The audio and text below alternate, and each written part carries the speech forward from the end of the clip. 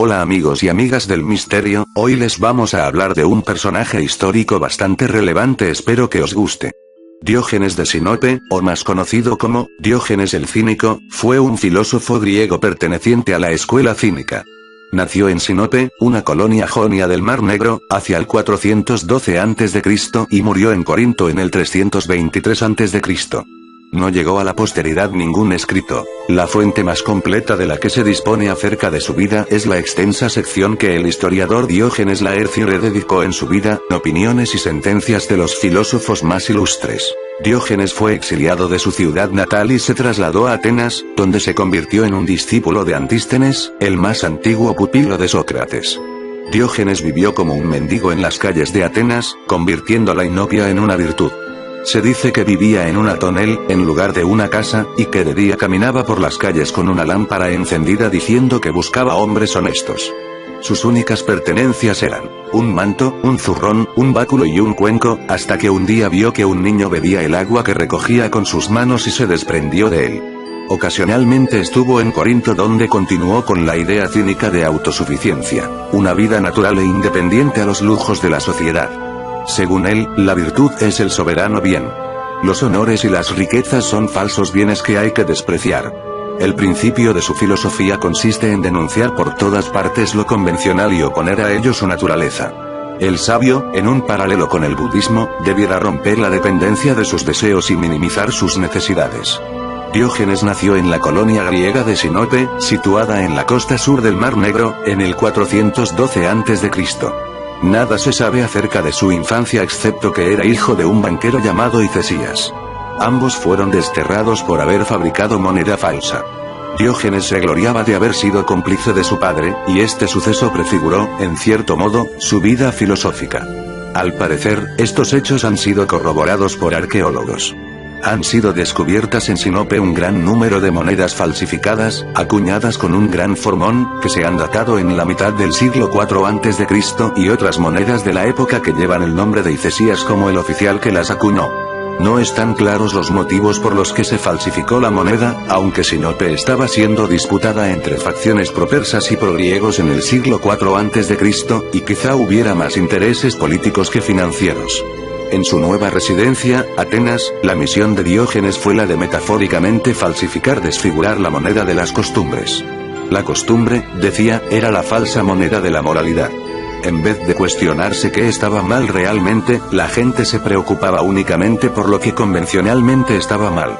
Esta distinción entre la naturaleza, physis, y lo convencional, nomos, es un tema principal de la filosofía griega y uno de los temas que trata Platón en la República, en concreto en la leyenda del anillo de Giges. Se afirma que Diógenes se fue a Atenas con un esclavo llamado Manes, que lo abandonó poco más tarde.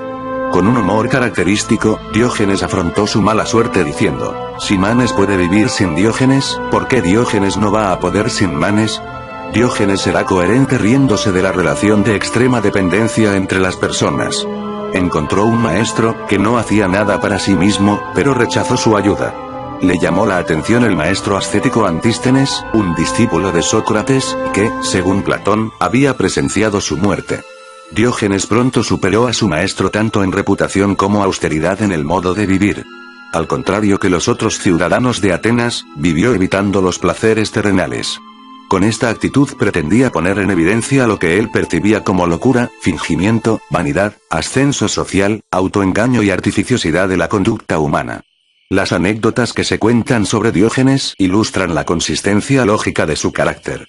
Este Sócrates delirante, como lo llamaba Platón, caminaba descalzo durante todas las estaciones del año, dormía en los pórticos de los templos, envuelto únicamente en su manto y tenía por vivienda una tinaja. Cierta vez pensó que le sobraban cosas entre todas sus pertenencias. Tenía su bastón, que necesitaba para caminar. Tenía su manto, que le cubría, y su zurrón, que contenía una escudilla y un cuenco para comer y beber, respectivamente. Un día, en uno de sus paseos por la ciudad, vio cómo un niño comía lentejas en un trozo de pan, y cuando al terminar sus lentejas, bebió agua con las manos en una fuente, y Diógenes pensó: este muchacho, dijo, me ha enseñado que todavía tengo cosas superfluas. Si come sus lentejas con un trozo de pan y cuando termina con ellas bebe agua con sus manos, no necesito ni mi escudilla ni mi cuenco, y acto seguido arrojó contra el suelo ambos y siguió caminando. Un día se estaba masturbando en el ágora, quienes le reprendieron por ello obtuvieron por única respuesta del filósofo una queja tan amarga como escueta: ojalá frotándome el vientre el hambre se extinguiera de una manera tan dócil. Profesaba un desprecio tan grande por la humanidad cita requerida que en una ocasión dejaron en su tinaja un pequeño candil. Él pensó que no lo necesitaba, pues aunque en las noches y cuando hace frío se pasaba bastante mal, él no necesitaba estar despierto iluminándose con él mismo. Diógenes pasó mucho tiempo pensando qué haría con él, por lo que durmió esa noche y al amanecer despertó reflexionando qué hacer con el candil. Apareció en pleno día por las calles de Atenas, con el candil de aceite en la mano, diciendo: busco un hombre honrado cita requerida que ni con el candil encendido puedo encontrarlo. La gente lo seguía y él continuaba vociferando lo mismo, sin encontrarlo a una plena luz del día y con el candil encendido. Diógenes iba apartando a los hombres que se cruzaban en su camino, diciendo que solo tropezaba con escombros, pretendía encontrar al menos un hombre honesto sobre la faz de la tierra.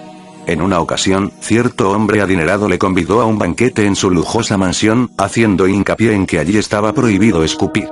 Diógenes hizo unas cuantas gárgaras para aclararse la garganta y le escupió directamente a la cara, alegando que no había encontrado otro lugar más sucio donde desahogarse. Cuando Platón le dio la definición de Sócrates del hombre como bípedo implume, por lo cual había sido bastante elogiado, Diógenes desplumó un gallo y ante el asombro de los discípulos y del mismo Platón lo soltó en la academia diciendo: te he traído un hombre. Y partió entre risas y doblándose sobre sí mismo. Entre la sorpresa y risas de sus discípulos salió Platón al frente respondiendo: no te preocupes, le agregaremos algo a la definición, y gritó a Diógenes: el hombre es el bípedo implume con uñas anchas.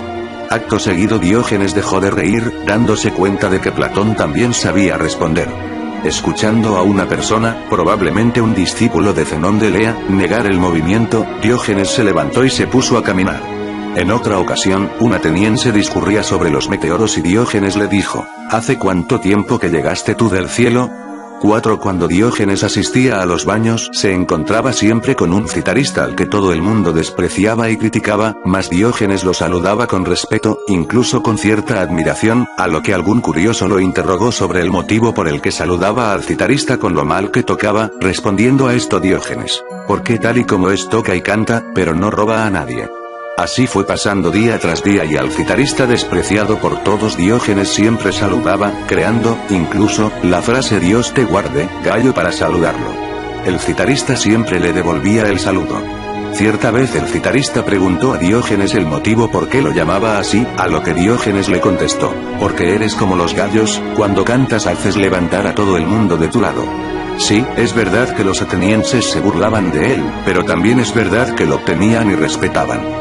Según la leyenda, que parece ser creada con Menipo de Gádara, Diógenes, en un viaje a Egina, fue capturado por los piratas y vendido como esclavo.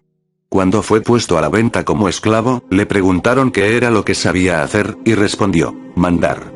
Comprueba si alguien quiere comprar un amo. Fue comprado por un tal Geníades de Corinto, quien le devolvió la libertad y lo convirtió en tutor de sus 2 hijos.